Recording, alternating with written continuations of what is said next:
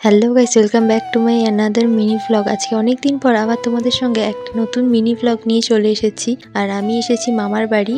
আমার যেখানে মামার বাড়ি তার 2-3টে গ্রাম পরে একটা শিব ঠাকুরের মন্দির আছে। আর আমি আর আমার মামার ছেলে সেখানে ঘুরতে গেছিলাম, তাই ভাবলাম জায়গাটা কেমন তোমাদের সাথেও একটা ছোট্ট মিনি ভ্লগের মাধ্যমে শেয়ার করি। আর দেখতে দেখতে আমরা পৌঁছেও গেছি। আর লুকিয়ে লুকিয়ে একটু আধটু ভিডিও করে নিয়েছি, কারণ এখানে ছবি তোলা বারণ। আর ওরা যদি দেখতে পায়, মানে যারা এখানে থাকে তারা যদি দেখতে পায় তারা খুবই বকবে। তাই আমরা লুকিয়ে লুকিয়ে একটু ভিডিও করে নিয়েছিলাম। আর ওই যে যেই দরজাটা দেখালাম ওখানেই একটা শিবলিঙ্গ ছিল। এই যে এটাই হচ্ছে সেই আসল মন্দিরটা। এখানে একটু ঘোরাঘুরি করার পর আমরা আবার বাড়ি যাওয়ার জন্য বেরিয়ে পড়েছিলাম। বাড়ি যেতে যেতে আমরা আরো একটা ঠাকুর মন্দিরে ঢুকবো, যেটা আমার মামার বাড়ির ওখানেই। তাহলে চলো সেখানে গিয়ে তোমাদের সঙ্গে দেখা হচ্ছে।